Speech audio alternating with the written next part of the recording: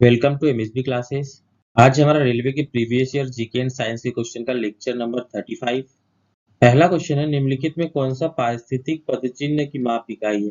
तो जो पारिस्थितिक पदचिह्न होती है उसकी माप इकाई ग्लोबल हेक्टेयर और वैश्विक हेक्टेयर होता है। ये किसी भी व्यक्ति या गतिविधि के द्वारा पारिस्थितिक पदचिह्न को दर्शाता है।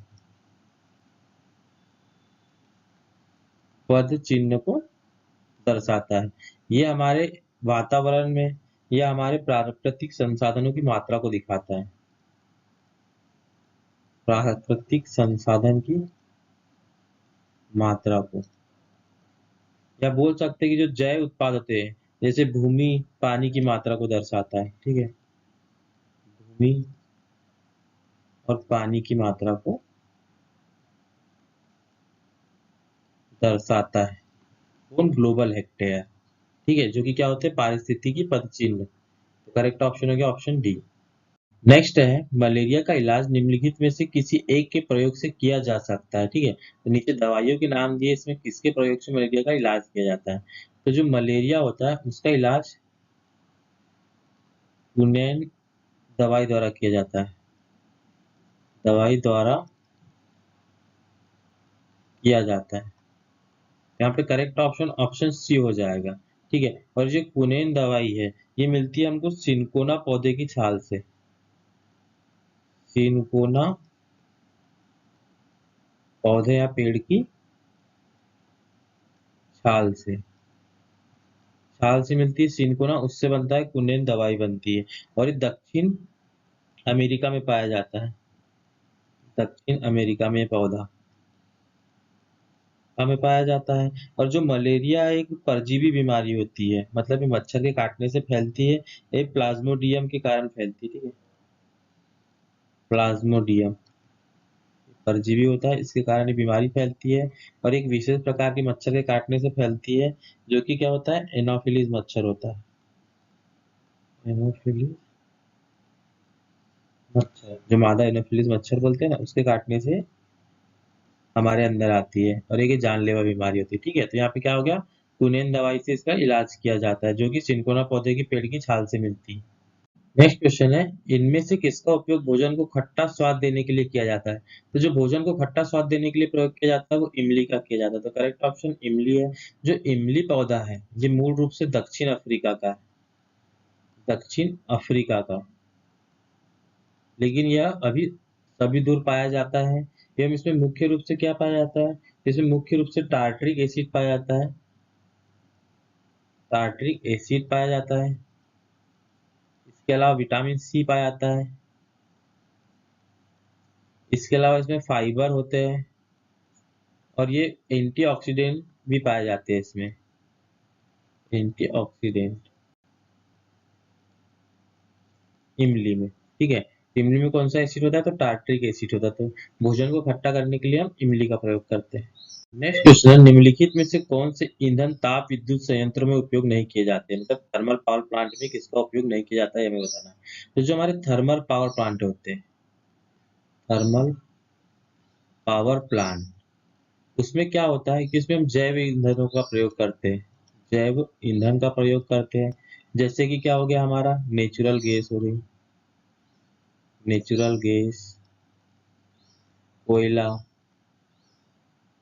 Fuel oil, petrol diesel, fuel oil, इनका उपयोग करके हम ऊष्मा को प्रोड्यूस करते हैं, उससे स्टीम बनाते हैं और टरबाइन घुमाकर बिजली बनाते हैं। तो इसको बोलते हैं हम थर्मल पावर प्लांट। और इसके अलावा क्या होता है, न्यूक्लियर पावर प्लांट। तो न्यूक्लियर पावर प्लांट में हम नाभिकीय विखंडन से ऊर्जा को उत्पन्न करते हैं।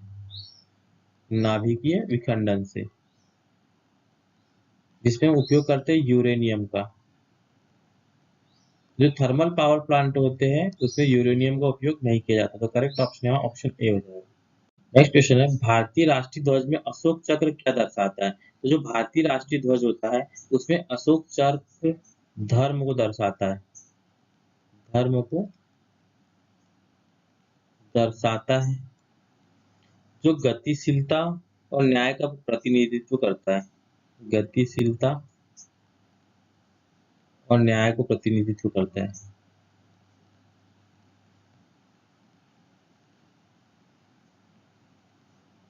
और जो अशोक चक्र है, अशोक चक्र जो सम्राट अशोक द्वारा सारनाथ में स्तंभ बनाए गए थे वहां से लिया गया। ठीक है, सारनाथ में स्तंभ जो बने हुए वहां से लिया गया। किसके द्वारा? सम्राट अशोक के द्वारा बनाए गए थे, सम्राट अशोक के द्वारा बनाए गए थे। इसमें टोटल 24 तीलियां होती है, 24 तीलियां होती है, जो निरंतर गति और प्रगति को दर्शाता है।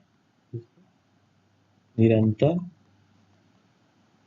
गति और प्रगति को दर्शाता है। ठीक है, तो करेक्ट ऑप्शन हो जाएगा यहाँ कि जो राष्ट्रीय ध्वज में हमारा अशोक चक्र होता है वो किसको दर्शाता है? वो धर्म के या नियम का पहिया भी कहा जाता है इसे। ठीक है, wheel of the law and dharma. ठीक, नेक्स्ट क्वेश्चन है, कांस्य एक मिश्र धातु है, मतलब जो ब्रॉन्ज होती है वो मिश्र धातु है, वो किसकी किसकी होती है? तो जो कांसा या कांस्य होता है वो मुख्य रूप से टीन और कॉपर से मिलकर बना होता है। ठीक है, तांबा यानी हो गया कॉपर और टीन, टीन से मिलकर बना हुआ होता है। इसमें मुख्य रूप से तांबा और टीन होते हैं, इसके अलावा और भी धातु होती है जिसमें एल्यूमिनियम, ठीक है, एक कम मात्रा में मिलाई जाती है। इसमें मैग्नीज, निकिल, मैग्नीज, निकिल, जस्ता, ठीक है, इनको भी इसमें मिलाया जाता है लेकिन ये कम मात्रा में मिलाया जाता है। और अधातु की बात करें तो इसमें फास्फोरस और आर्सेनिक को मिलाया जाता है, फास्फोरस और आर्सेनिक को। इसमें मुख्य रूप से क्या पाया जाता है? तो तांबा और टीन पाया जाता है। ठीक है, तो कॉपर और टीन इसमें करेक्ट ऑप्शन हो जाएगा, ऑप्शन सी। नेक्स्ट क्वेश्चन है, सिपाही विद्रोह के दौरान भारत के गवर्नर कौन थे? तो जो सिपाही विद्रोह था ये 1857 में हुआ था, 1857 में। और भारत की स्वतंत्रता के लिए पहला विद्रोह भी कहा जाता है, पहला स्वतंत्रता संग्राम कहा जाता है। भारत की स्वतंत्रता के लिए, भारत की स्वतंत्रता के लिए पहला स्वतंत्रता संग्राम, पहला स्वतंत्रता संग्राम ये चालू क्यों हुआ था? तो जो कारतूस में गाय की और सुअर की चर्बी मिलाई जाती थी उसके कारण ये धार्मिक आस्थाओं को आहत करती थी, इसके कारण ये चालू हुआ था। और ये चालू हुआ था मेरठ से, और यह करीबन 1 साल तक चला था। और इस टाइम में भारत के गवर्नर कौन थे? तो ये थे लॉर्ड कैनिंग, लॉर्ड कैनिंग। यहाँ पे करेक्ट ऑप्शन हो जाएगा option B, Lord Canning. Next question है, ध्वनि तरंग की घाटी सबसे निचले भाग को क्या कहा जाता है? तो जो हमारी ध्वनि तरंग होती है किसी भी माध्यम से होकर फ्लो होती है, जैसे माध्यम क्या हो सकता है? तो वायु हो सकता है, पानी हो सकता है, या स्टील हो सकता है। जो हमारी ध्वनि तरंग होती है उसकी चाल सबसे अधिक स्टील में होती है। ठीक है, इसके कण जो हमारे माध्यम है उसके कणों को कंपन करते हैं, जिसके कारण ध्वनि तरंग ट्रेवल करती है। माध्यम के कण को, माध्यम के कण को कंपन करती है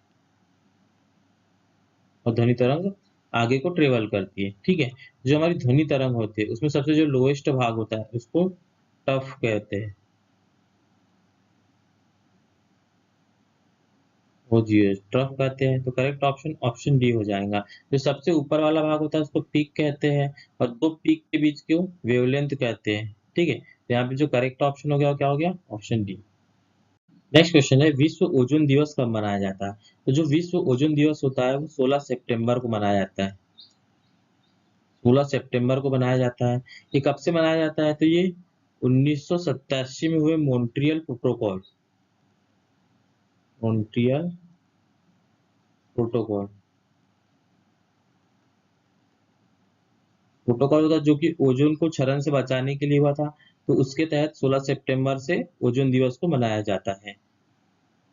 जो हमारी ओजोन परत होती है वो हमें यूवी रेस से बचाती है। यूवी मतलब पराबैंगनी किरणें, अल्ट्रावायलेट वेव से बचाती है, यूवी से, पराबैंगनी किरणों से बचाती है हमें।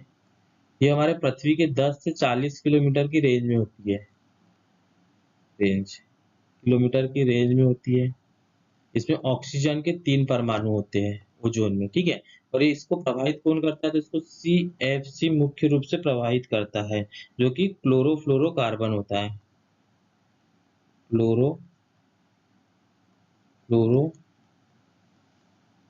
कार्बन। और एक क्या होता है, ODS के उपयोग से भी इसको प्रभावित पड़ता है। जो क्लोरोफ्लोरोकार्बन और जो ODS है, इनका उपयोग इसमें किया जाता है, तो इसका उपयोग किया जाता है रेटर में, AC में किया जाता है, और एरोसॉल के स्प्रे से भी इसको प्रभाव पड़ता है, एरोसॉल के स्प्रे से, ठीक है। तो ओजोन परत को क्षय से बचाने के लिए जो जागरूकता है उसको फैलाने के लिए 1987 में मॉन्ट्रियल प्रोटोकॉल हुआ था। उसके तहत 16 सितंबर को हम ओजोन दिवस मनाते हैं। तो यहाँ पे करेक्ट ऑप्शन हो जाएगा ऑप्शन बी, 16 सितंबर। नेक्स्ट क्वेश्चन है, ओलंपिक एथलीट स्पर्धा के फाइनल में पहुंचने वाले पहले भारतीय पुरुष एथलीट कौन थे? तो वो थे हमारे मिल्खा सिंह,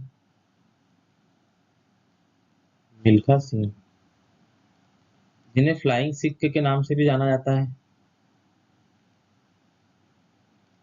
फ्लाइंग सिख के नाम से भी जाना जाता है, सिख के नाम से भी जाना जाता है, जो 1960 में रोम ओलंपिक हुआ था। उसमें 400 मीटर दौड़ में चौथा स्थान प्राप्त किया था इन्हें, 400 मीटर दौड़ में 4th प्लेस प्राप्त किया था। और ये 4th प्लेस प्राप्त करके ओलंपिक एथलीट स्पर्धा के फाइनल में पहुंचने वाले पहले भारतीय एथलीट बने थे। तो करेक्ट ऑप्शन हो जाएंगे यहाँ पे मिल्खा सिंह। यदि हमारा वीडियो अच्छा लगा तो प्लीज वीडियो को लाइक कीजिए और मेरे चैनल को सब्सक्राइब कीजिए। Thank you for watching.